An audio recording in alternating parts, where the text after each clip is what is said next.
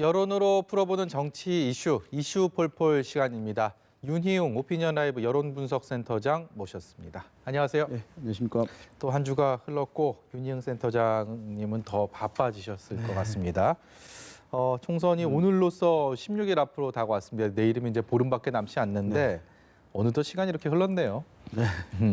지금 이번 총선은 유권자 여러분들 참 여론조사 하는데도 그렇고 실제 투표장 가서도 그렇고 많이 이렇게 좀 헷갈리실 것 같아서요. 이게 여론조사를 한 일간지에서 했는데 이걸 보니까 지역구 후보 중에 지역구에서 어느 정당 지지하냐고 물어보고 그다음에 또 비례대표 정당 중에서는 또 어느 정당 지지하냐고 물어보고 그 답하기도 저희처럼 맨날 이거 하면 알겠지만 그렇게 많이들 잘 헷갈리시고 잘 모르실 것 같아요. 일단은 일반적인 우리의 여론조사입니다. 어느 정당을 지지하느냐라고 물어봤을 때는 이렇게 나왔습니다. 지금 이제 이 조사 같은 경우는 일반적인 정당 지지율 조사하고는 좀 다른 것 같습니다. 왜냐하면은 지역구에서 어느 이제 소속 정당에게 표를 던질 것이냐라고 물은 것이니까 아마 이제 유권자분들 또는 응답자분들이 자기가 이제 거주하는 지역의 상황을 고려해서 이제 투표 의향을 얘기를 한 것이라고 할 수 있습니다. 그거는 지역마다 편차가 크지 않겠습니까? 그렇습니다. 근데 어쨌든 지금 나온 것은 일반적인 정당 지지율보다 이제 제1당과 제2당의 차이가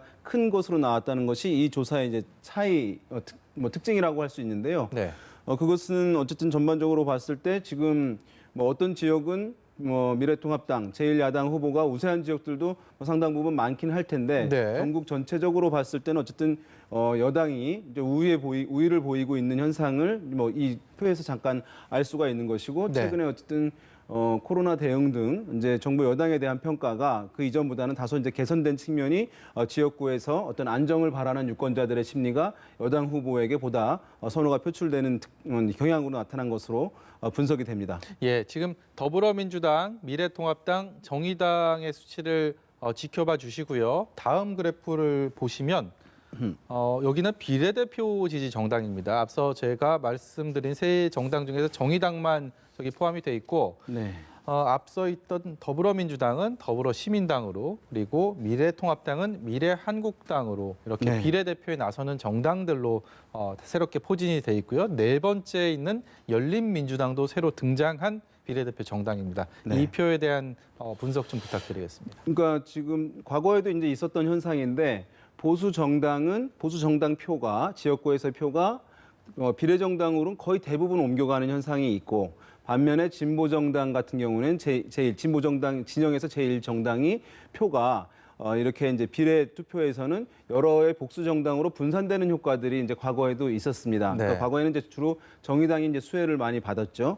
근데 지금은 이제 열린민주당이라고 하는 또 하나의 이제 민주당 계열의 정당이 생긴 상황이기 때문에 더불어시민당과 지금 정의당, 열린민주당 이 세 개의 정당으로 이제 진보 진영 표가 세 개의 정당으로 나뉘게 되면서 실질적으로는 이제 20%를 넘지 못하고 되게 이제 좀 낮은 수준으로 나와 있는 그런 상황이라고 할 수가 있는데요.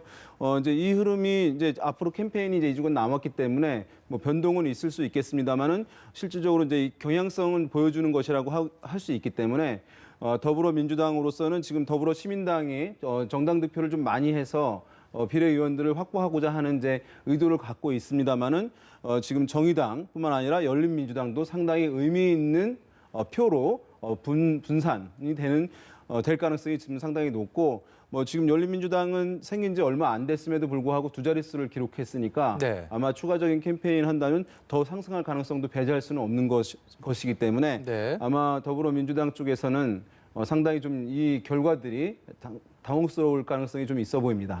이게 통상적으로 지역구 후보 누구를 찍겠습니까? 누구를 지지합니까? 라고 물어봤을 때는 나름의 개인적인 정치 성향들이 좀 굳건하게 있어서 이게 총선 당일이 와도 선거운동 기간을 지나고 나서 크게 바뀔 가능성이 그렇게 희박하다라는 게 일반적인 정설 아닙니까? 근데 정당에 대한 지지도가 이른바 중도층에서 남은 16일 동안 바뀔 수 있는 여지가 꽤 있다고 보십니까? 지금 이제 중도층에서 물론 이제 변화가 있습니다. 지금 뭐각 정당의 또는 비례위성 정당 이 행태 자체에 대해서 중도층들은 거부감들을 크게 가질 테니까요. 그러니까 중도층들의 특성은 자기 실생활에 도움을 주는 것에 대해서 긍정적인 선호를 보이기도 하지만 정치권 내부에서의 혼탁한 모습에 대해서 거부감도 크다고 할 수 있거든요. 그 두 가지 이제 큰 특징을 가지고 있는데 최근에 이제 비례 정당을 놓고 벌어진 일들에 대한 이제 거부감들은 아마 중도층에서 매우 높을 것으로 보입니다. 그래서 이제 그러면은 다른 어떤 정당으로 이제 지지를 변경하거나 아니면 투표장에 나가지 않거나 둘 중에 이제 하나일 가능성이 있는데 그런데 이제 어떤 지지를 변경할 경우에 중도 정당이 있다면 그 정당이 굉장히 이제 양쪽으로부터 수혜를 받을 가능성이 있어요. 진보 유권자랑 보수 유권자들한테 양쪽으로 표를 받을 가능성이 있는데 물론 지금 이제 국민의당이 중도 정당을 지향하고는 있습니다만은 지난번 총선에서는 중도적 색채가 매우 강했기 때문에 진보 정당, 보수 정당 양쪽으로부터 수혜를 받았고 그때의 정당 득표율이 26%를 그랬죠. 넘었고 2위를 했거든요. 그런데 지금은 이제 국민의당이 어쨌든 의도하든 의도하지 않았든 간에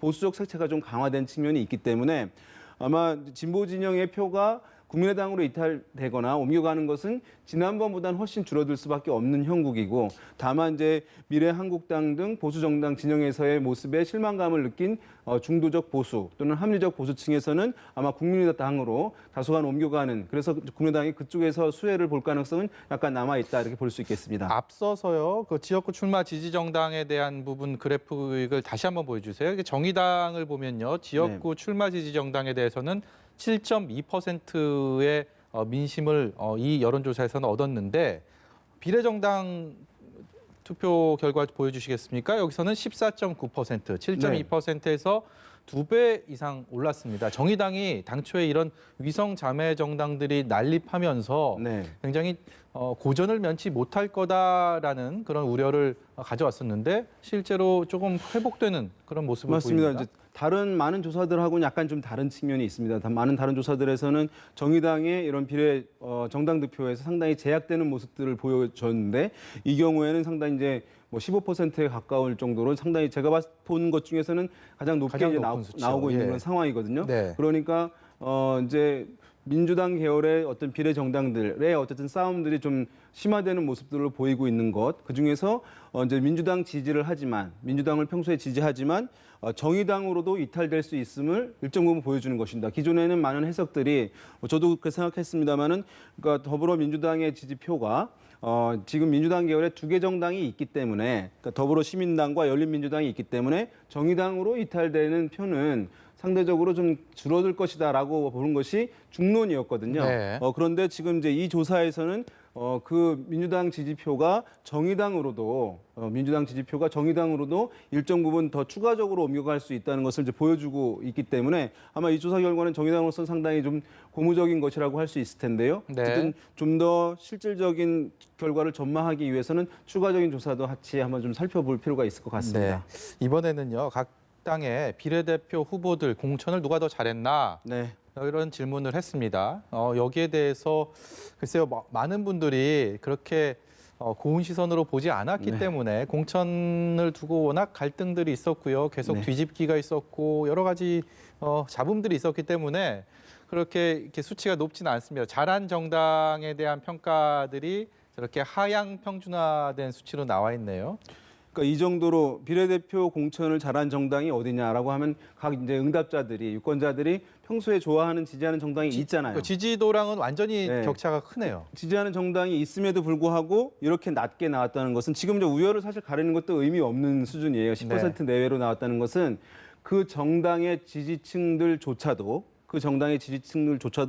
최근에 벌어진 이 비례 위성 정당을 둘러싼 뭐 정당들의 행태, 그 논란 이런 것에 대해서는 눈살을 찌푸리게 하고 지지층조차 외면한 결과다라고 평가할 수밖에 없는 상황이에요. 그래서 지금 무당체로 돼 있습니다만 잘한 정당이 없다는 게 44.7%라고 이게 가장 눈에 띄는 수치네요. 것이거든요. 그럼 이건 무슨 얘기냐 하면 더불어민주당이라든가 미래통합당의 지지층 중에도 한 30-40%도 잘한 정당이 없다고 얘기를 하는 것이에요. 그러니까 어떤 정당의 고정 지지층조차도 최근에 좀 비례에 대해서는 상당히 어쨌든 부정적으로 보고 있다. 그래서 이 부분은 어쨌든 정치권에서 좀 뼈저리게 이런 조사 결과를 보고 반성을 좀 할 필요가 있을 것으로 보입니다. 그렇죠. 여기서 11.4%, 10.4%에서 누가 누구를 이겼다라는 의미가 아니고 예. 여기 다 같이 반성을 해야 되는 그렇죠. 그런 수치가 아닌가 싶습니다. 이번에는 격전지 한 곳을 좀 살펴보겠습니다. 강남갑입니다. 서울 강남갑을 좀 분석해 볼 텐데요. 네. 격전지라고 하기가 기존에는 좀 꼽기가 어려운 지역이었습니다. 왜냐하면 보수 정당, 보수 일당의 어떤 항상 소위 말하는 깃발만 꽂으면 되는 네. 곳으로 인식이 되어 왔기 때문에 근데 이번에는 나온 후보들, 출사표를 던진 후보들 면면을 봤을 때 격전지로 분류할 수 있지 않을까라는 생각이 들어서 일단 이렇게 선정을 해봤거든요. 예, 맞습니다. 지금 이제 강남갑 대표적인 뭐 보수 텃밭이라고 할 수가 있을 텐데요.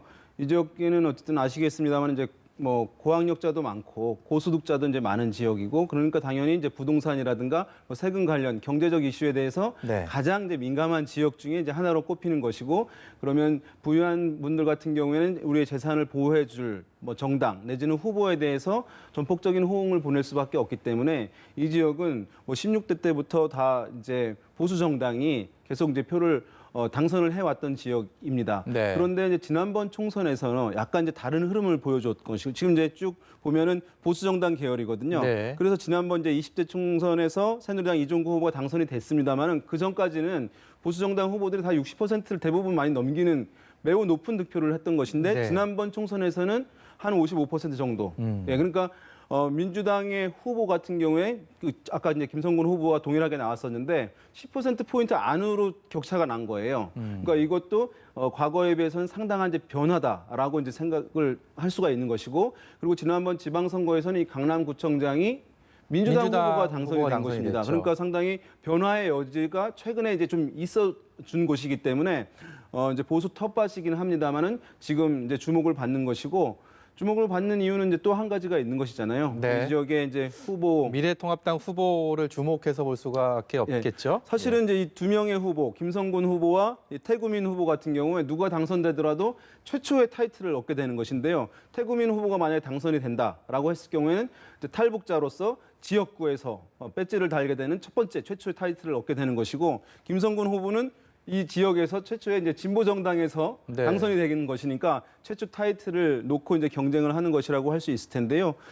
지금 뭐 최근에 이제 조사 결과들을 보게 되면 태구민 후보가 의외로 이제 상당히 보수 뭐 지금 나오고 있습니다만은 높게 이제 나오고 있지 않습니까? 예. 예, 이런 상황이어서 한간에서는 태구민 후보가 과연 이제 북한에서 이제 왔고 그러면은 한국 사정을 잘 알지 못할까라고 하는 이제 그런 불안감 때문에 지지를 흡수하는데 제약이 있을 거라고 하는 이제 시선도 있었습니다만은 지금 나온 조사 결과로는 어쨌든 보수표의 상당 부분을 태구민 후보가 흡수를 일단 하고 있는 것으로 그러니까 초반에 그런 불안한 모습 보이지 않고 안정적으로 출발을 한 것으로 볼 수가 있겠고요. 김성곤 후보는 이제 사선 이제 중진입니다만은 어쨌든 지금 그 지난번 총선 결과처럼 한 10% 포인트 내에 예. 격차를 이제 유지하고 있는 그런 상황이어서 이제 결과는 좀 지켜보긴 해야 될 것으로 보이는데요.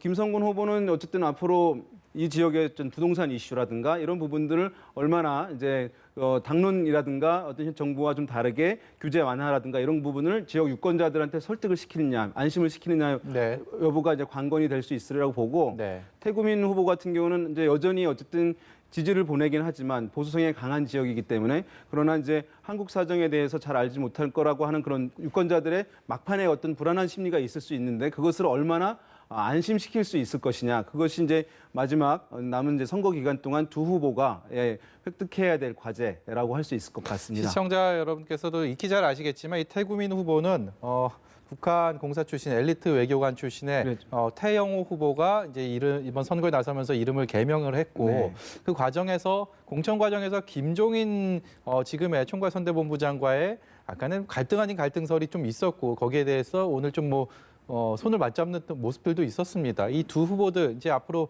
보름 남은 선거 그리고 네. 공식적인 선거 운동에 들어가게 될 텐데 네. 불안 요소가 있다면 한 가지씩만 꼽는다면 어떤 걸 꼽아주시겠습니까? 그렇죠. 이제 뭐 방금 말씀드렸지만 김성근 후보는 현 정부의 강한 부동산 규제 정책이 아마 이제 아킬레스건일 가능성이 있습니다. 그래서 이제 그것이 유권자들에게는 본인들의 어쨌든 재산권을 묶어버리는 이제 효과를 가져오게 되는 것이니까 그것을 이제 얼마만큼 본인이 이제 해소하겠느냐, 해소해주겠다라고 하는 것들 그것이 이제 중요한 것이라고 할 수 있겠고 태구민 후보는 어쨌든 그런 이제 불안감을 안정감으로 이제 전환시킬 수 있는 것이 하는데요.